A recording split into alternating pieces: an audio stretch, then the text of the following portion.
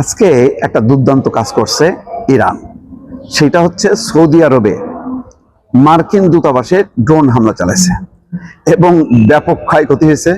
ক্ষয়ক্ষতি হবার পর সৌদি আরবে সব কনসুলার সেবা বাতিল করছে যুক্তরাষ্ট্র। মানে কতটা কেপস এবং পরিস্থিতিটা কতটা বেসামাল যে কনসুলার সেবা বাতিল করছে, তার মানে ওখানে ভিসা দেয়া টেয়া সব বাতিল করছে। ভালো, মানে কাজটা খারাপ হয়নি। অন্তত ইরানকে যে পরিমাণ ক্ষয়ক্ষতি করছে সে তুলনায় এগুলি কিছুই না, হয়তো আস্তে আস্তে টের পাবে তারা। সৌদি আরবে অবস্থিত মার্কিন মিশনগুলোতে সব কনসুলার সেবা বাতিলের ঘোষণা দেওয়া হয়েছে। রিয়াদে অবস্থিত মার্কিন দূতাবাসে এই ঘোষণা দিয়েছে।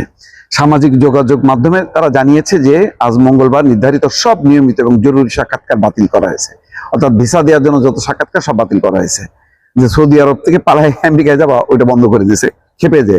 পাশাপাশি জেদ্দা, রিয়াদ এবং দাম্মাম সহ বিভিন্ন মিশনে নিরাপদ অবস্থানে থাকার নির্দেশনা দিয়েছে। মানে সব পালাও, জেদ্দা থেকে, রিয়াদ থেকে এবং দাহারাম থেকে, মানে যত মার্কিন কনসুলেটের লোকজন আছে সবাইকে বলছে নিরাপদ স্থানে পালায় যাওয়া।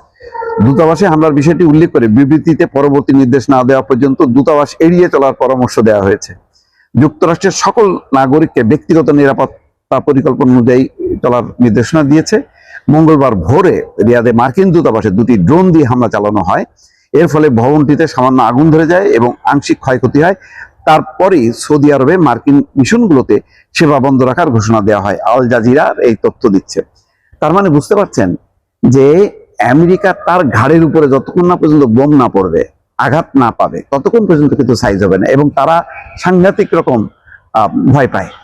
কারণ যদি মার্কিন নাগরিকরা তারা যদি মানে হতাহত হয়, সন্ত্রস্ত হয়, তাহলে কিন্তু আলটিমেটলি চাপ পড়বে আমেরিকার উপর যে ট্রাম্প, তুমি এই যুদ্ধ কেন করলে, তোমার কারণে আমরা কেন ক্ষয়ক্ষতি হবো, এইটা কিন্তু তারা সহসায় ছাড়বে না। সুতরাং মার্কিন বিভিন্ন স্থাপনায় যত হামলা বাড়বে ততক্ষণ পর্যন্ত মার্কিন কিন্তু গোটায় যাবে এবং পরিস্থিতি এমন হবে যে তারা ওই যে এর আগে মনে আছে নিশ্চয়ই 7 মাস আগে 12 দিনের যুদ্ধের পর আমেরিকা দেখছে যে ওরে বাবা বিপদ, তখনও পর্যন্ত আমেরিকার তেমন কোনো স্থাপনায় আঘাত হয়নি, দু একটা জায়গায় আঘাত হয়েছে। এখন কিন্তু খুব টার্গেট করে করে মারতেছে। এবং ইরান যদি খেপে যায়, তারা আত্মঘাতী হামলা যখন শুরু করবে, তার পরিণতি তো তারা অতীতের অভিজ্ঞতায় আছে। সুতরাং আমেরিকা এখন ভয় পেয়ে গেছে এবং আরব দেশগুলো এখন চিন্তা করবে যে এই আমেরিকার স্থাপনাগুলো রেখে আমরা কেন বিপদে পড়ব। সেই চিন্তাটা মাথায় ঢুকানোর জন্যই কিন্তু ইরান এবার বেছে বেছে যেখানে যেখানে মানে আমেরিকার লেজ ধরে ঝুড়ে বসে আছে যে আরব দেশগুলো, এখন সেগুলোতেও আঘাত হানছে। কারণ এদের দ্বারা গাজার ফিলিস্তিনিদের অধিকার রক্ষা হচ্ছে না, মুসলমানদের অধিকার রক্ষা হচ্ছে না। তারা যে একটা মানে স্বাবলম্বী, তাদের যে একটা স্বাধীন সত্তা, সেটাও বিসর্জন হচ্ছে।